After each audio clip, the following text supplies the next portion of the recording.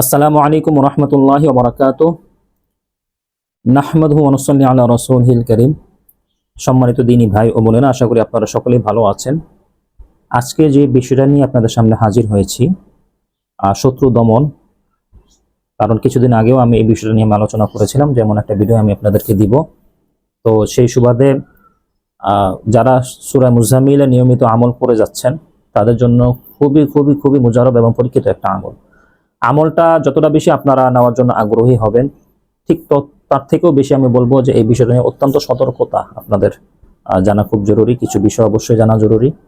এই আমল তারাই করতে পারবেন যারা ব্যক্তিগতভাবে কোনো বিজ্ঞ ওলামায়ে কেরামের নিকট আপনি যে বিষয়টা নিয়ে, যে সমস্যা নিয়ে জর্জরিত, সেই বিষয় নিয়ে আলোচনার মধ্য দিয়ে তারা যখন নাকি, অর্থাৎ একজন বিজ্ঞ ওলামায়ে কেরাম, একজন বিজ্ঞ মুফতি সাহেব, ওনারা যখন নাকি আপনার এই সমস্যাটা শুনে যদি বলে যে হ্যাঁ, আপনি যে সমস্যায় জর্জরিত, অর্থাৎ যে শত্রু আপনার যে ক্ষতি করে যাচ্ছে, তাকে যদি আপনি কোনো দিক থেকেই যদি আপনি তার ক্ষতি করতে না পারেন বা তাকে যদি আপনি সরাতে না পারেন, তাহলে আপনি আমার দেওয়া আমলটা আপনারা চাইলে করতে পারেন, যদি আল্লাহ তাআলা মেহেরবানি হন। অবশ্যই এজাজতটা এইভাবে আপনাদের নিতে হবে। যদি এজাজত না নিয়ে যদি আপনারা এই আমলটা করেন, পরবর্তীতে যদি আপনারা কোনো রজাআতে আক্রান্ত হন বা কোনো সমস্যায় যদি জর্জরিত হন, তাহলে এটার দায়ভার আমি ব্যক্তিগতভাবে নিতে পারবো না। এই কথাটা কেন বলতেছি? কারণ এটা একটা ব্যক্তির উপর আক্রমণ, এটা ব্যক্তির ক্ষতি সাধিত হওয়ার বিষয়।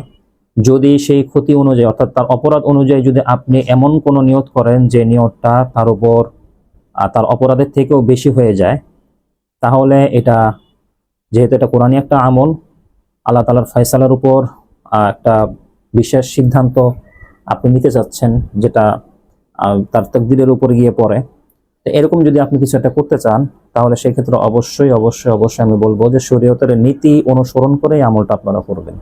অর্থাৎ শরীয়তের নীতি অনুযায়ী যদি সে এরকম বড় অপরাধী হয়ে থাকে যে সে তার অপরাধ হিসাবে সে শাস্তিযোগ্য অপরাধ এবং তার উপর হদ চলে আসে, তার উপর কিসাস চলে আসে, এরকম যদি আপনারা করতে চান, তাহলে সেই ক্ষেত্রে দেখা যাচ্ছে যে সে অনুযায়ী আপনারা এই আমলটা করতে পারেন।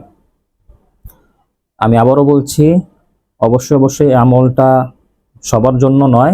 যদি বিষয়টা এরকম হয় যে হ্যাঁ, আপনার এমন পথের কাঁটা সে দাঁড়িয়েছে, শত্রু এমন পথের কাঁটা হয়ে দাঁড়িয়েছে যে এই কাঁটা যে পর্যন্ত আপনি না উঠাতে পারবেন, সে পর্যন্ত আপনার জীবন ধূলিসাৎ হয়ে যাবে।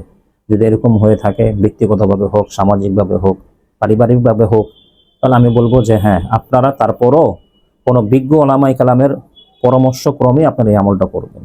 অর্থাৎ কোনো বিজ্ঞ ওলামায়ে কেরাম বা কোনো বিজ্ঞ মুফতিয়ানি কেরামরা যদি আপনাকে সেই সমর্থন করে যে হ্যাঁ, আপনারা তাকবীরাতের মাধ্যমে আপনারা এই আমলটা করতে পারেন, তাহলে চলে আপনারা সেটা করতে পারেন। তো কাজে আমি আর দেরি না করে আমি আমলের দিকে চলে যাচ্ছি। যে আমলটা আমি আপনাদেরকে বলবো, আবারও বলছি, এই আমলের পিছনে হয়তো অনেকের ইখতিলাফ চলে আসতে পারে, অনেকের প্রশ্ন চলে আসতে পারে। আমি একটা কথাই আমি আপনাদেরকে উত্তর দিয়ে বলছি। যেহেতু পবিত্র মাহে রমজান মাস, আমি বলবো যে সংযত সংযমের মাস। আমাদের মুখের ভাষা, আমাদের কথাবার্তা, যে বিষয়ে আমার সুনিশ্চিত জ্ঞান নেই, সেই বিষয় নিয়ে আমার কথা না বলাই ভালো। যেহেতু এগুলা ইজতিহাদি আমল, পূর্ববর্তী বুজুর্গানের মাধ্যমে এই আমলগুলা পাওয়া হয়েছে। এই আমলগুলো আমি আপনাদেরকে দিচ্ছি, যার ইচ্ছা হয় আপনারা করতে পারেন। যাদের ভিতরে ইশকাল চলে আসে, তারা আমার এই আমলগুলো থেকে দূরে থাকবেন ইনশাআল্লাহ।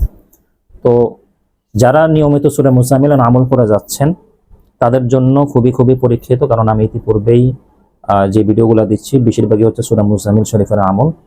তো যাদেরকে মনে হচ্ছে যে তার ক্ষতি করাটা খুব দরকার, অর্থাৎ তার জবানটা যেন বন্ধ হয়ে যায়, তার আগ্রাসী মনোভাব বা তার আগ্রাসী আক্রমণের কারণে আমাদের সমস্যা হয়ে যাচ্ছে, তাকে এই মুহূর্তে অসুস্থ করে দেওয়া দরকার, অথবা তাকে এই মুহূর্তে কোনো একটা কিছু করা দরকার, তাহলে আপনারা যে কাজটা করবেন সেটা হচ্ছে, আপনারা কবরস্থান থেকে কিছু মাটি সংরক্ষণ করবেন। এক মুঠ মাটি আপনারা সংরক্ষণ করে নিয়ে আসবেন, যে কোনো কবরস্থান থেকে, যে কোনো কবর থেকে নিয়ে আসার পরে সেই মাটির মধ্যে আমরা মঙ্গলবার অথবা শনিবার আমরা এটা যে কোনো সময় আমরা সূরা মুজাম্মিল শরীফ 11 বার পাঠ করব। সূরা মুজাম্মিল শরীফ আমরা 11 বার পাঠ করব। অবশ্যই অবশ্যই নিয়ত করব যে হ্যাঁ, আমি কি নিয়তে, অর্থাৎ কি কারণে আমি এই আমলটা করতে চাচ্ছি। যদি অসুস্থ করার নিয়ত থাকে আপনারা সেই নিয়তটা আপনারা করতে পারেন, অথবা যদি আপনারা চান যে হ্যাঁ তার উপর আমার মৃত্যু তদবির হোক, মৃত্যু আরোপ হোক, আপনারা চাইলে এই তদবিরও করতে পারেন। তবে আমি আবারও বলছি, এখনও বলছি যে এটা কোনো মুফতিয়ানে কেরামের পরামর্শক্রমে অবশ্যই অবশ্যই আপনারা এই আমলটা করবেন।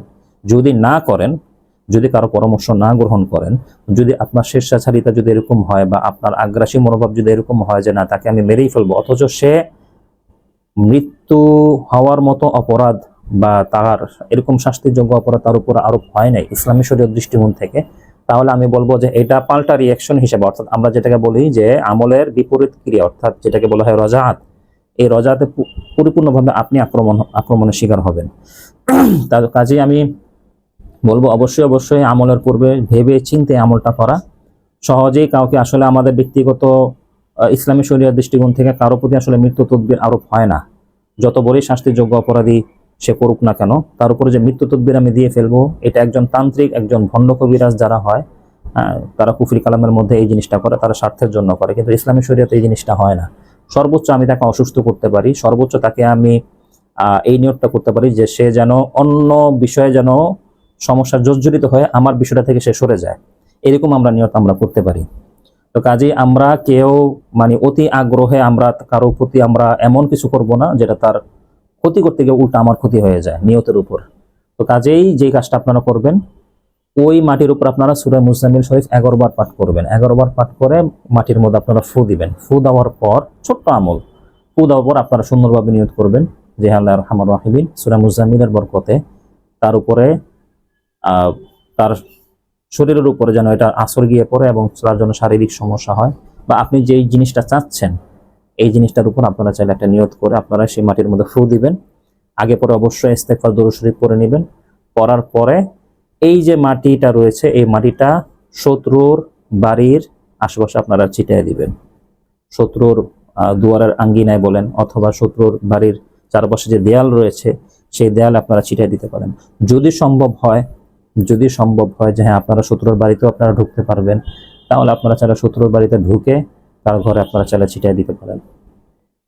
এর দ্বারা দেখা যাচ্ছে যে যদি আপনার নিয়ত সহি থাকে এবং যদি আপনি চিন্তা করেন যে এটা সবচেয়ে উত্তম যে তাকে আপনি হেদায়েতের পথে আনুন কোন একটা শাস্তি দেওয়ার মাধ্যমে, তাহলে দেখা যাচ্ছে যে আপনার এই সুন্দর নিয়তের মাধ্যমে দেখা যাচ্ছে যে একটা মানুষ সে বিপদগ্রস্ত হওয়ার মাধ্যমে দেখা যাচ্ছে আল্লাহ তাআলা তাকে হেদায়েতের পথে আনতে পারে, অথবা আপনি যে সমস্যা জর্জরিত রয়েছেন সেই সমস্যা থেকে আপনি পরিত্রাণ পেতে পারেন তার অন্য সমস্যা হওয়ার মাধ্যমে।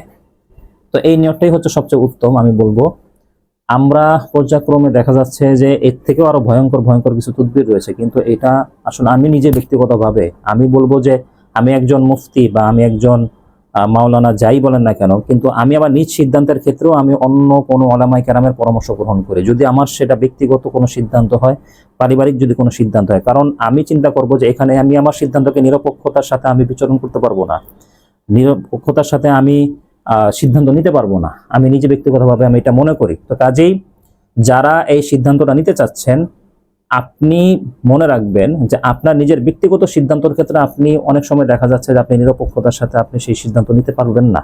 এই জন্য আমি আপনাদেরকে অনুরোধ করব অবশ্যই কোনো বিজ্ঞ ওলামায়ে কেরাম বা বিজ্ঞ কোনো মুফতি সাহেবের সাথে পরামর্শক্রমে তারপর আপনারা এই শত্রু দমনের আমলগুলো আপনারা করবেন।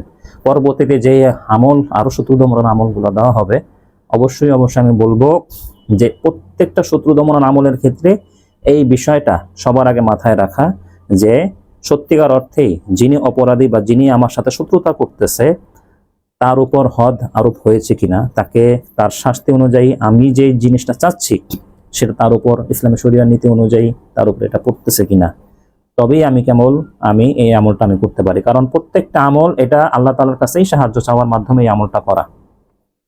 যদি সেটা না হয় তাহলে আপনার এই বদ চিন্তাধারার কারণে, অর্থাৎ আপনি যে অতিরিক্ত মনোভাবের কারণে, আগ্রাসী মনোভাবের কারণে তার যে ক্ষতিটা করতে চাচ্ছেন, এখনো বলছি উল্টো আপনার গায়ে গিয়ে পড়বে, অর্থাৎ এটা রিয়াকশনটা আপনার উপরে গিয়ে পড়বে। তো কাজেই আমলটা ছোট কিন্তু এটা সতর্কবার্তা অনেক বড়, এটা সতর্কবার্তা অনেক বড়। তো সকলেই ভালো থাকবেন, সুস্থ থাকবেন। আসসালামু আলাইকুম ওয়া রাহমাতুল্লাহি ওয়া বারাকাতুহু।